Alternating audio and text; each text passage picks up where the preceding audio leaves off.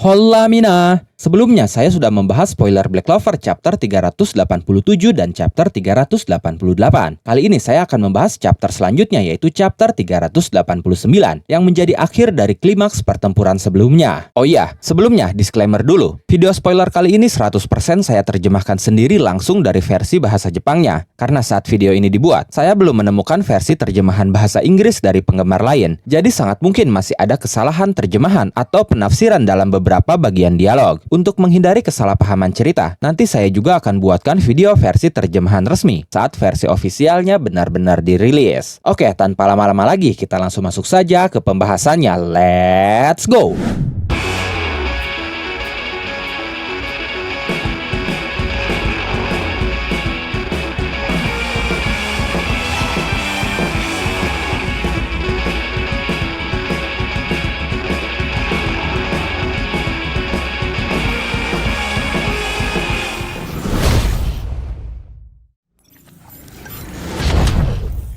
Judul Black Clover chapter 389 adalah Saiko no Jiseki, atau jika diterjemahkan ke dalam bahasa Indonesia berarti prestasi tertinggi. Di halaman pertama ada sebuah catatan editor yang berbunyi dialog terakhir, sebuah kalimat pembuka yang langsung memberi isyarat bahwa chapter ini akan dipenuhi percakapan penting dan penentuan nasib. Chapter 389 ini sendiri diawali dari dialog terakhir Julius dengan Lucius di alam bawah sadar mereka, sebuah ruang yang menjadi saksi konflik ideologi keduanya yang terjadi sejak awal cerita. Saat itu Lucius bertanya, Kenapa bisa menjadi seperti ini? Seharusnya aku sempurna." Ucapan Lucius ini menunjukkan bahwa bahkan di detik-detik terakhirnya, Lucius masih belum bisa menerima kegagalannya sendiri. Lalu Julius meresponnya dengan berkata, "Akulah kaisar sihir. Para kesatria sihir yang kupercaya berhasil mewujudkannya." Lalu Lucius berkata lagi, "Itu tidak akan berhasil dengan mereka. Mereka tidak bisa membuat dunia ini menjadi setara. Tidak mungkin kita bisa memiliki perdamaian sejati." Julius kemudian berkata, "Siapapun tidak akan pernah tahu tentang hal seperti itu kan? Bahkan kita yang bisa melihat masa depan sekalipun. Itulah kenapa semua orang berusaha. Lebih dari sekedar menyelamatkan semua orang, Yuno dan Asta sudah menyentuh hati banyak orang." Itulah jawabannya. Mendengar itu Lucius memasang wajah yang sangat pucat dan sedih. Tidak lama kemudian, tubuhnya mulai hancur lebur, menandakan bahwa pertarungan ideologinya pun telah berakhir. Paladin di medan pertempuran pun perlahan mulai hancur lebur karena sang bos sudah mati. Morris berkata, "Dasar bodoh." Kematian Morris itu disaksikan langsung oleh para prajurit kerajaan Daimon, dan momen itu menjadi momen yang sangat berarti bagi mereka karena Morris adalah sosok yang selama ini membuat mereka menderita, di mana dulu mereka dijadikan objek penelitiannya. Sementara itu, terlihat seorang pria yang sedang berlutut tanpa baju, hanya selembar jubah atau kain yang menutupi bagian bawah tubuhnya. Dia membelakangi Asta dan Yuno. Lalu Yuno berkata, "Mana ini?" Asta berkata, "Ki ini." Tidak lama dari itu mereka berdua berjalan mendekati pria itu dengan perasaan waspada tapi penuh harapan. Yuno dan Asta menyapa pria itu dengan berkata, "Kaisar sihir?"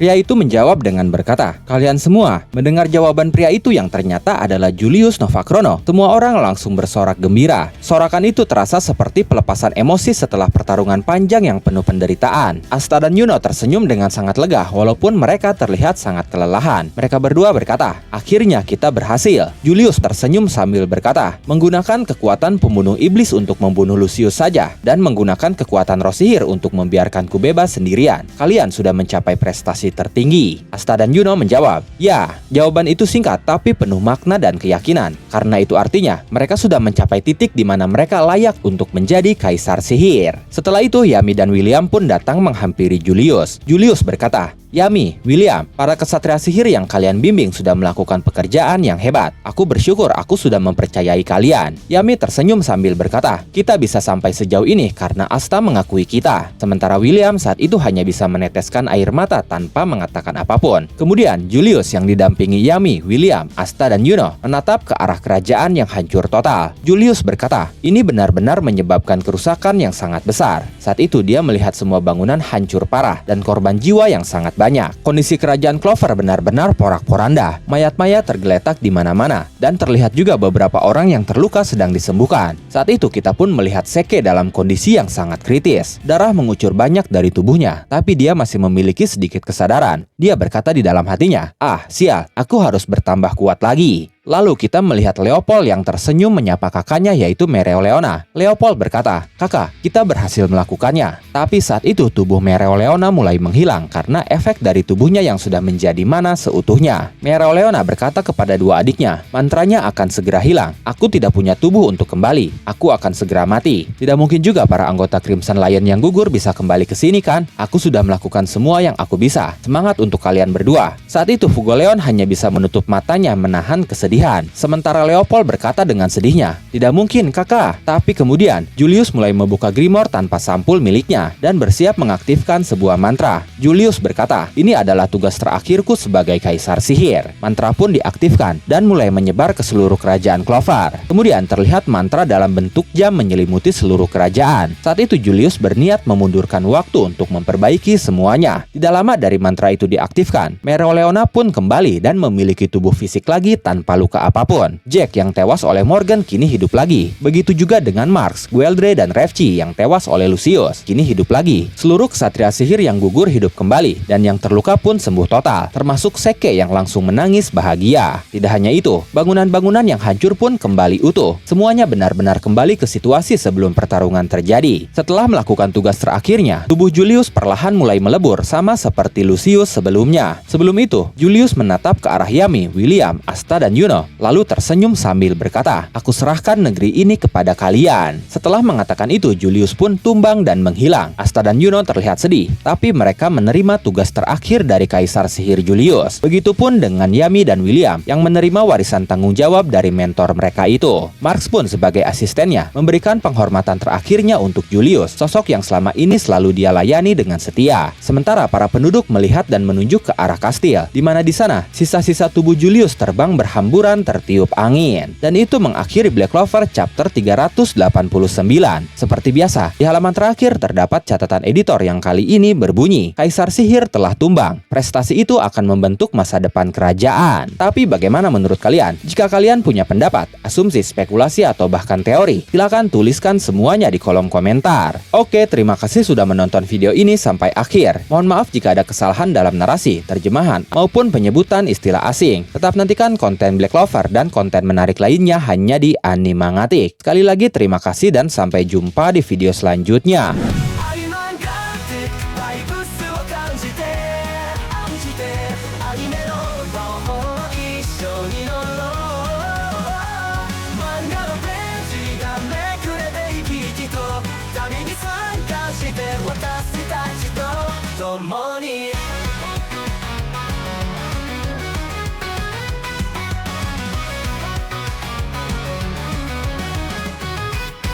ピクセル回すストーリーが展開、全てのフレームに新しい冒険が語られる。クラシックから最新トレンドまでアニマンガティックの全ての始まり。